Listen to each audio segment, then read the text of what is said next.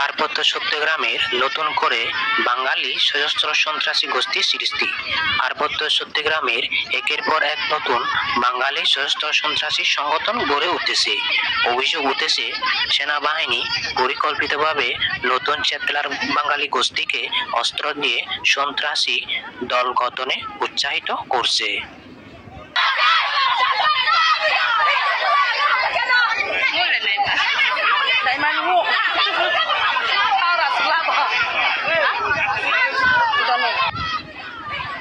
সম্প্রতি খাগড়াছড়ি জেলার গুইমারা উপজেলার তবলা মারমাপাড়ায় এক মর্মান্তিক ঘটনা ঘটে।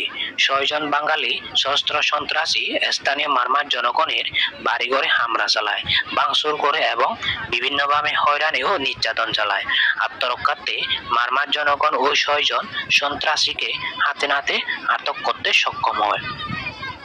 এরপর সেনাবাহিনী ঘটনাস্থলে এসে আটককৃত বাঙালি সশস্ত্র সন্ত্রাসীদের মুক্ত করার চেষ্টা করে।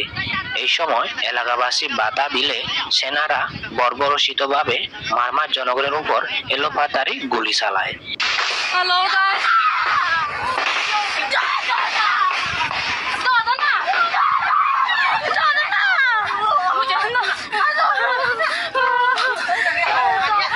প্রত্যক্ষদর্শীদের দাবি প্রায় ১৫০ রাউন্ড গুলি ছোড়া হয়।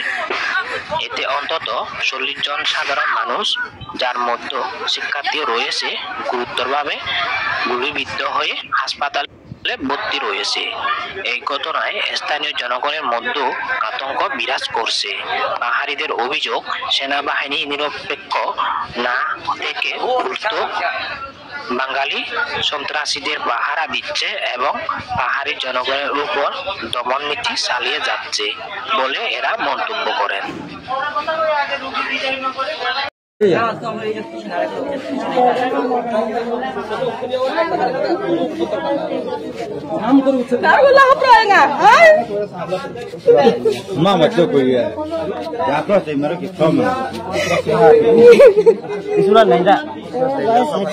বাতাস লাগো বাতাস লাগো